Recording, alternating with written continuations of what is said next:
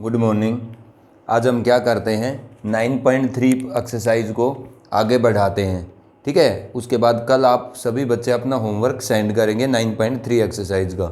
देखिएगा, मैं next question करता हूँ। जहाँ तक हमने कर लिया था, मैंने आपको 7th क्वेश्चन तक होमवर्क बताया था। अभी 8th क्वेश्चन देखो। इन एन एपी वो क्या कहता है, क्वेश्चन नंबर 8 एलिमेंट्स की बुक का 9.3 एक्सरसाइज।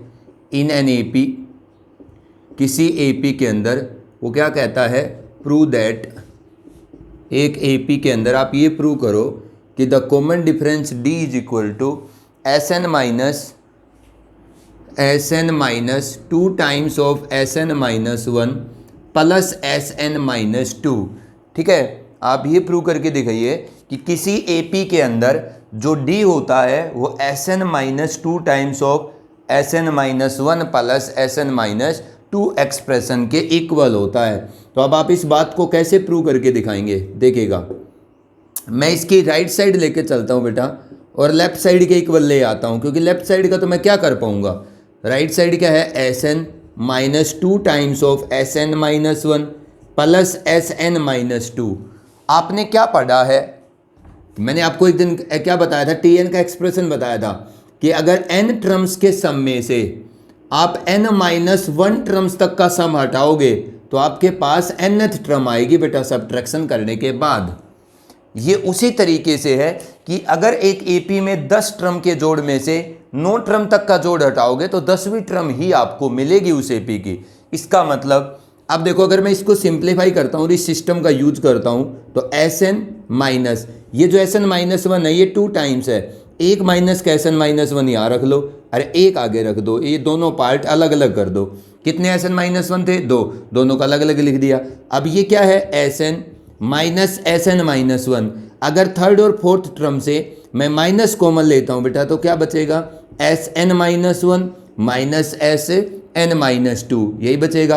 अब आप मेरे को बताइए, n टर्म्स के सम में से n माइनस 1 टर्म्स तक का सम सब्ट्रैक्ट हुआ तो रिजल्ट क्या बचा, nth term minus n minus 1 terms के सम में से n माइनस 2 टर्म्स तक का सम सब्ट्रैक्ट हुआ। तो देखो, यहां तक अगर n माइनस 1 टर्म्स थी तो n माइनस 2 टर्म इससे जस्ट पिछली टर्म होती है ना, n माइनस 1 से जस्ट पिछली होगी ना बेटा, n माइनस 2। तो n माइनस 1 टर्म्स तक के सम में से अगर आप सब्ट्रैक्ट करोगे कहां तक का सम, n माइनस 2 टर्म्स तक का सम। ठीक है, n माइनस 2 टर्म्स तक का सम, तो आपके पास कौन सी टर्म बचेगी, n माइनस 1 टर्म। तो इसका मतलब this is T N minus 1। अब ये क्या है, टी एन माइनस 1। किसी एपी की किसी पोजीशन की टर्म में से उससे पिछले पोजीशन की टर्म सब्ट्रैक्ट करेंगे, that is known as the common difference of the AP. ठीक है, तो ये क्या था, n टर्म के सम में से n माइनस 1 टर्म्स तक का सम सब्ट्रैक्ट किया तो n टर्म बचेगी। n माइनस 1 टर्म्स के सम में से n माइनस 2 टर्म्स तक का सम सब्ट्रैक्ट करोगे तो आपके पास क्या बचेगी, n माइनस 1 टर्म बचेगी। और उस रिजल्ट का हमने क्या किया है, यूज किया है। तो इस तरीके से हम इसकी राइट साइड लेकर के लेफ्ट साइड के इक्वल प्रूव कर दिया। दोनों में से कौन सी साइड लेकर के आप दूसरी साइड प्रूव कर दीजिए, वो मैथमेटिकल एक्सप्रेशन आपका प्रूव माना जाएगा। अब देखिएगा, हम नेक्स्ट क्वेश्चन की तरफ बढ़ते हैं बेटा। सम ऑफ एन टर्म्स का कंसेप्ट कर रहे हैं हम। अब नेक्स्ट क्वेश्चन देखिए, वो क्या कहता है, find the common difference of an AP. Find the common difference of an AP, this is question number 10 इसी एक्सरसाइज का। Find the common difference, find the common difference of an AP, find the common difference of an AP. आप एक AP का common difference calculate करिएगा। Whose first term is handled, whose first term is handled, जिस AP की बेटा जो first term है वो कितनी है, handled, and sum of first 6 terms, and the sum of first 6 terms is equal to, is 5 times the sum of next 6 terms, is 5 times the sum of next 6 terms, next 6 terms। अब सुनिएगा मेरी बात, क्या कह रहा है वो आपसे कि आप एक ऐसी एपी का कॉमन डिफरेंस कैलकुलेट करो जिसकी फर्स्ट टर्म तो कितनी है 100 है। आप एक ऐसी एपी का कॉमन डिफरेंस कैलकुलेट करो जिसकी फर्स्ट टर्म तो 100 है और जिसकी पहली 6 टर्म का सम 5 गुना है उसकी नेक्स्ट 6 टर्म्स के सम का। अब बताओ, मान लेते हैं उस एपी की फर्स्ट टर्म 100 है तो उसका ए कितना है आपकी एपी का 100, ठीक है। जिस एपी का ए 100 है फर्स्ट टर्म, उसका कॉमन डिफरेंस मैं क्या मान लेता हूं बेटा, डी मान लेता हूं। अकॉर्डिंग टू क्वेश्चन क्या बोला गया है, सम ऑफ फर्स्ट 6 टर्म्स, किसी एपी की पहली 6 टर्म का सम कौन रिप्रेजेंट करेगा, S6। ये जो हम SN का फॉर्मूला लिखते हैं, ये SN क्या है बेटा, sum of first n terms of an AP. तो S6 का मतलब है जिस एपी की आप बात कर रहे हो इस एपी की पहली 6 टर्म का सम किसके इक्वल है, 5 टाइम्स ऑफ, ये sum of first 6 terms of an AP is equal to 5 times the sum of next 6 term. अब नेक्स्ट 6 टर्म्स का सम कैसे पता चलेगा, 1 2 3 4 5 6 7 8 9 10 11 12, ठीक है। ये तो आपकी 1 2 3 4 5 6 7 8 9 10 11 12 ये टर्म है बेटा। पहली 6 टर्म का सम यहां से लेकर यहां तक का सम, ये टर्म है, वैल्यू नहीं है बेटा ये, ठीक है। आप टी लगा सकते हो इनके पास। तो पहली 6 टर्म का सम, ठीक, जो है एपी का किसके इक्वल है, 5 times the sum of next 6 term. तो पहली 6 टर्म का सम, यहां तक का सम तो कौन बताएगा, S6 is 5 times of the sum of next 6 terms, ठीक है। अब नेक्स्ट 6 टर्म कौन सी होंगी, 7वीं 8वीं 9वीं 10वीं 11वीं और 12वीं। मतलब इन 6 टर्म के सम को आपने कैलकुलेट करना है। मतलब ये जो पहली 6 टर्म है इनका सम किसके इक्वल है, 5 times of sum of these 6 term which are the next 6 term. तो पहली 6 टर्म का सम किसके इक्वल बोला गया है, 5 times of the next 6 term. इसका मतलब T1 से लेकर T6 तक का सम 5 गुना है T7 से लेकर T12 तक के सम का, क्योंकि यही तो नेक्स्ट 6 टर्म होंगे आपकी पहली 6 टर्म के बाद, ठीक है। तो S6 is 5 times of the next 6 term, sum of next 6 term. अब एक बात बताओ, इन टर्म का सम मैं कैसे कैलकुलेट करूं या कैसे शो करूंगा, पहली 12 टर्म्स के सम को, सम में से आप पहली 6 टर्म का सम सब्ट्रैक्ट कर दो तो ये कितना बचा, S12 माइनस S6। पहली 12 टर्म के सम में से अगर पहली 6 टर्म का सम सब्ट्रैक्ट करेंगे तो कहां से कहां तक का सम बचेगा, T7 से T12 तक। तो sum of first 6 term is 5 times of the sum of next 6 term. What is the sum of next 6 term, S12 minus S6। पहली 12 टर्म के सम ना 12 टर्म के सम में से पहली 6 टर्म का सम सब्ट्रैक्ट करो, आपके पास 7 से लेकर 12 तक की टर्म का सम होगा, ठीक है। तो this is the sum of T7 to T12 and this is the sum of T1 to T6। तो पहली 6 टर्म का सम उस एपी का किसके इक्वल है, 5 times of the next 6 term. What is S6, जिस एपी का A 100 है, D कॉमन डिफरेंस D है, तो उसका 6 टर्म का सम क्या आएगा, बताओ S6 कितना आएगा, n/2। तो 6/2 2A, तो 2 इंटू 100 प्लस n-1 कितना, 6 - 1, D कितना है नहीं पता, इज इक्वल टू, नहीं तो एक काम कर लो तुम इसको थोड़ा सा सिंप्लीफाई कर लीजिए, S6 is equal to 5 times of S12 minus 5 times of S6। अगर ये इधर आएगा तो 6 times of S6 is equal to 5 times of S12। Solve करो इसको, S6 कितना होगा बेटा, 6/2 2A, तो 2 इंटू 100 प्लस n-1, तो 6 - 1 D हमें नहीं पता, यही आएगा आपके पास लेफ्ट साइड, 6 बाहर है, 5 टाइम्स ऑफ S12, तो n/2 2A, तो 2 इंटू 100 प्लस n-1 12 - 1 D कितना है नहीं पता। अब बोलो, ये 2 से 3 जा 6, 3 6 जा 18, 18 into 200 plus 5D is equal to 2 6 जा 12, 6 इंटू 5 30 इंटू 200 प्लस 11D, यही आएगा ना बेटा। सोल्व करो, अगर अंदर जाएगा तो 36,000 प्लस 5 इंटू 18 90D, आगे भी मल्टीप्लाई होगा, इज इक्वल टू 30 इंटू 200, तो ये आपके पास 3 2 6 60,000, यही होगा ना, नहीं बेटा 6,000, ये तो आपके पास 3 2 6 1 2 एंड 3 प्लस ये कितना हो गया 330D। सोल्व करो अब इसको, 90D इधर आ जाए, ये 90D को उधर ले जाओ, 6,000 को इधर ले आओ, तो 3600 minus 6,000 is equal to 330D minus 90D। बताओ आपके पास कितना बचता है। अब 6,000 में से अगर 3600 सब्ट्रैक्ट करेंगे तो 0 0 10 - 6 4 5 - 3 2 2400 किसका माइनस का बचेगा इधर -2400 इज इक्वल टू 330 90 330 - 90 0 4 2 240। अब ये 240 प्लस है या माइनस है बेटा, प्लस है, तो यहाँ से डी है मेरे पास, तो डी की कितना आएगा -2400 डिवाइड बाई 240, तो ये जीरो कैंसिल, 2400 240 तो कितने पे जाएगा ये 10 पे, तो यहाँ से आपका कॉमन डिफरेंस कितना आता है -10। तो जिस एपी की फर्स्ट टर्म 100 है और जिस एपी की पहली 6 टर्म का जो सम है वो 5 टाइम्स है उसी एपी की नेक्स्ट 6 टर्म्स के सम का, तो उस एपी का जो कॉमन डिफरेंस होगा बेटा वो कितना होगा -10 होगा। तो इस तरीके से हम वो नेक्स्ट 6 टर्म या n टर्म्स का सम बोलता है, तो इस तरीके से अब यूज करेंगे। अब बेटा नेक्स्ट क्वेश्चन देखिएगा, एक इंपॉर्टेंट क्वेश्चन है, find the sum of first 24 terms of an AP. इसी से नेक्स्ट क्वेश्चन है 11, find the sum of first 24 terms of the AP of an AP. आप एक एपी की 24 टर्म का सम बताइएगा, A1 A2 A3 A1 A2 A3 ऐसे ये चलती चली जा रही है, ठीक है ना। If it is known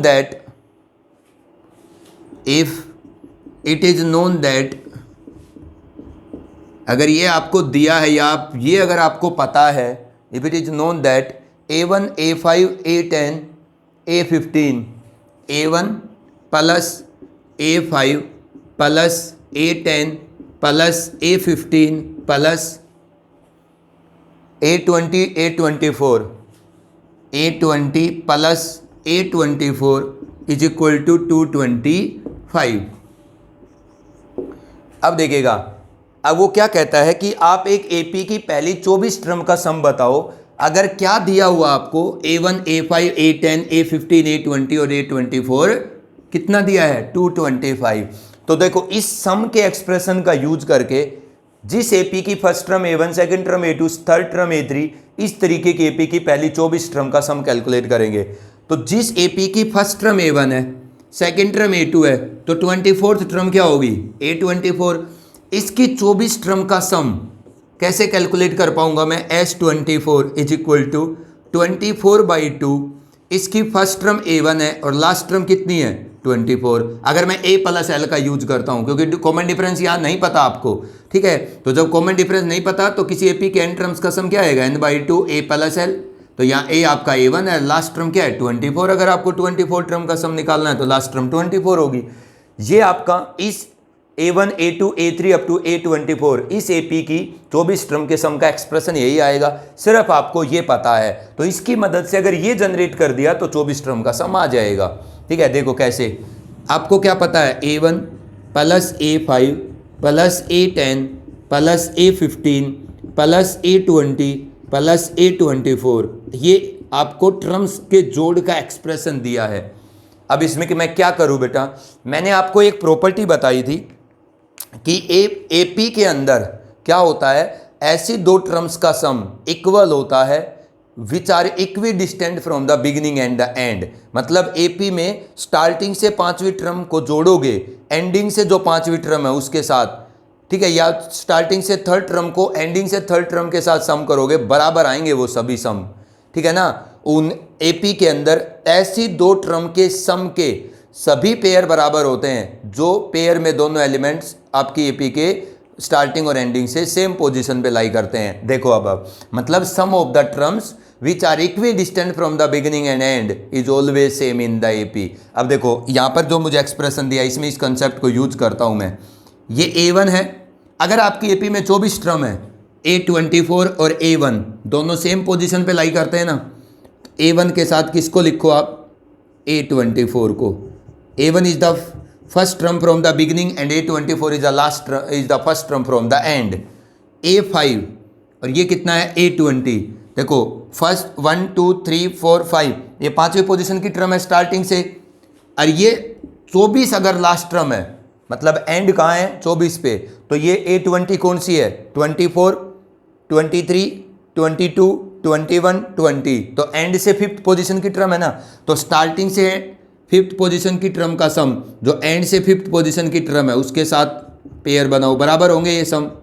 A5 plus A20 plus ये क्या है A10 स्टार्टिंग से 10वीं पोजीशन की टर्म। अगर टोटल टर्म 24 है तो 24 से पीछे काउंट करने लगोगे ना तो 15 पे आओगे तो कितनी टर्म हो चुकी होंगी 10 टर्म। तो इसका मतलब they are on the same position from the beginning and the end. This is the 10th term from the beginning and this is the 10th term from the end if the last term is 24। ठीक है, तो A10 plus A15 that is equal to 225। ये बात आपको समझ में आ गई होगी। ऐसे दो दो टर्म के सम के पेयर इक्वल होते हैं, ठीक है, जो इक्वी डिस्टेंट होती है from the beginning and and. अब तुम एक बात बताओ, इन दोनों पेयर का सम, इन दोनों पेयर का सम और इन दोनों पेयर का सम इक्वल है। आपको 24 टर्म के सम के लिए क्या चाहिए A1 plus A24 first term plus last term. तो देखो A1 प्लस A24 जितना सम ये दे रहा है उतना ही सम ये दे रहा है, उतना ही सम ये दे रहा है। तो क्या मैं A5 प्लस A20 को A1 प्लस A24 नहीं लिख सकता? लिख सकता हूँ। इसको भी क्या लिख सकता हूँ A1 plus A24 that is equal to 225। अरे ये दोनों जोड़ हैं ये उतने ही है जितना A1 प्लस A24 है। अब ये क्या हो जाएगा 3 times of A1 plus A24 that is equal to बेटा 225। अब यहाँ से अगर मैं A1 प्लस A24 कैलकुलेट करता हूँ तो 225 डिवाइड बाई 3, 3 7 जा 21, 3 5 जा 15। तो क्या मिल गया मेरे को A1 plus A24 that is equal to 75। आपको चाहिए A1 plus A24 by 24 by 2 मतलब 12। तो 24 बाई 2 से आप दोनों साइड क्या कर दो बेटा मल्टीप्लाई कर दो 24 बाई 2 से। ये जो चीज़ है अगर इस इक्वेशन को दोनों साइड में 24 बाई 2 से मल्टीप्लाई करता हूँ तो दिस इज द S24। इस AP की 24 टर्म का सम है ये 12 5 जा 60, 12 7 जा 84, 84 और 6 90। इसका मतलब इस AP की 24 टर्म का सम कितना आएगा 900 आएगा। तो इस एक्सप्रेशन को आपको यूज करना आना चाहिए। AP के अंदर ऐसी दो टर्म के सम के सभी पेयर बराबर होते हैं जो इक्वी डिस्टेंट होते हैं from the beginning and from the and.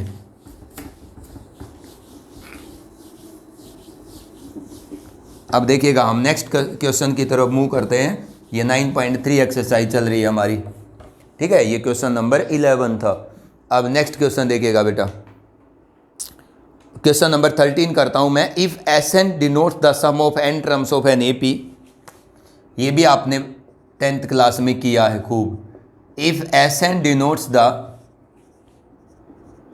Sum of n terms of an AP, first n terms लिखना चाहिए, कोई बात नहीं, first n terms of an AP। अगर एक AP की पहली n टर्म्स के सम को Sn रिप्रेजेंट करता है तो prove that S30 is equal to, then prove that S30 is equal to 3 times of S20 minus S10। आप इस बात को प्रूव करके दिखाइएगा, ठीक है। कैसे प्रूव करेंगे? एक AP की 30 टर्म्स का sum 3 times of S20 minus S10 prove करके दिखाओ। What is S20 minus S term? This is the sum of the 11th term to 20th term of this AP। ये आपका क्या है? ये क्या है? नेक्स्ट 10 टर्म्स का सम, मतलब 11 से लेकर 20 टर्म्स तक का सम है, ठीक है। मतलब 30 टर्म का जो सम है वो 3 गुना है नेक्स्ट 10 से आगे जो 20 तक टर्म है उनके जोड़ का। कैसे प्रूव करेंगे? हम जिस AP की Sn बोल रहा है इस AP का हम फर्स्ट टर्म A मान लेते हैं और कॉमन डिफरेंस क्या मान लेते हैं? D, जिसकी भी ये बात बोल रहा है। हमारी AP का अगर फर्स्ट टर्म A और कॉमन डिफरेंस D है तो लेफ्ट साइड क्या है इस एक्सप्रेशन की जो प्रूव करना है? S30। S30 कितना होगा बेटा? हमारी AP का 30 टर्म का सम 30 by 2, 2A plus 30 minus 1 into common difference D, वो तो पता ही नहीं हमें, तो 15 into 2A plus 29 into D। अब ये कितना आ गया बेटा? 30A प्लस ये कितना हो गया 15 इंटू 9, 29 को आप 15 से मल्टीप्लाई कर दो, 5 9 जा 45, 5 2 जा 10 और 4 14, 1 9 जा 2 5 3 4 435 435D। ये आपका लेफ्ट साइड आ गया। अब आप राइट साइड कैलकुलेट करो। राइट साइड क्या है, 3 टाइम्स ऑफ S20 क्या आएगा, n/2 2a, 2a कितना है नहीं पता, n-1 20 - 1 d नहीं पता, ठीक है ना। ये तो है बेटा S20 माइनस S10 10/2, ठीक है 10/2 2a प्लस 10 - 1 इंटू डी, ये आपका S10 हो गया। सोल्व करो, 3 टाइम्स ऑफ ये कितना है 10, 10 इंटू 2a 20a प्लस ये 19 इंटू 10 190d, ये 10 अंदर जाएगा ना इसके साथ, माइनस का 5 है तो ये 5 इंटू 2a 10a, ये कितना है 9 इंटू 5 45, माइनस हो जाएगा ये d। अब बेटा देखो कितना हो गया, 3 अगर अंदर जाता है, लेकिन ये 3 सारे के बाहर था ना, तो अगर मैं 3 को अंदर ले जाता हूँ तो ये कितना, पहले तो अंदर सोल्व कर लो, 20a minus 10a 10a plus 190d minus 45d 145d। अगर मैं 3 को अंदर ले जाऊँगा तो 30a प्लस 435d आ जाएगा, that is the left side. ये क्या, यही क्या है हमारी लेफ्ट हैंड साइड है। तो अगर राइट हैंड साइड का रिजल्ट लेफ्ट के इक्वल आता है तो इसका मतलब जिस एपी की ये बोल रहा है बात, वो उस एपी के लिए ये सही है कि S30 3 times of S20 minus S10 ही होगा। तो इस तरीके से हम प्रूव कर देते हैं। एक एपी की पहली 30 टर्म का सम उसका 3 टाइम्स है नेक्स्ट 10 टर्म्स के सम के। अब देखो next question, if the ratio of the sum of n terms of the 2 APs, ठीक है ये क्वेश्चन आपने 10th में किया, बड़ा इंपॉर्टेंट क्वेश्चन है ये, question number 14। If the ratio of the sum of n terms of 2 APs, मतलब 2 एपी आपके पास अलग अलग, दोनों एपी की n टर्म्स तक के सम के एक्सप्रेशन का रेशियो दिया, सम का रेशियो दिया एक्सप्रेशन के रूप में 14 - 4n ratio 3n + 5। Find the ratio of their 8 terms. अब ये कॉन्सेप्ट है, दिमाग से सोचना मेरी बात को, अब ध्यान से सुनना। क्या कहता है कि अगर एक एपी की n टर्म्स तक के सम का, 2 एपीज की n टर्म्स तक के सम का रेशियो दिया है, एक नहीं बेटा 2 एपी की n टर्म तक के सम का रेशियो दिया है। मैं पहली एपी के n टर्म तक के सम का SN1 से रिप्रेजेंट कर लेता हूं, दूसरी एपी के n टर्म तक के सम को मैं SN2 से। तो मुझे क्या दिया गया बेटा, SN1 by SN2 14 - 4n divide by 3n + 5। We know the ratio of the sum to the n terms of the 2 different APs, ये पता है आपको। इसका यूज करके जिन 2 एपी की बात कर रहा है ये क्वेश्चन में, इन दोनों एपी की 8 टर्म की वैल्यू का रेशियो बताओ। तो हम क्या करेंगे, हम फर्स्ट एपी का फर्स्ट टर्म A1 मान लेते हैं और कॉमन डिफरेंस D1 मान लेते हैं। सेकंड एपी का फर्स्ट टर्म A2 मान लेते हैं और कॉमन डिफरेंस क्या मान लेते हैं, D2 मान लेते हैं। ये जो आपकी फर्स्ट एपी और सेकंड एपी है, अपनी फर्स्ट टर्म और कॉमन डिफरेंस पे इन दोनों एपीज की 8 टर्म का रेशियो निकालना है। इसका मतलब T81 by T82, T81 is the 8th term of the first AP, T82 is the 8th term of the second AP.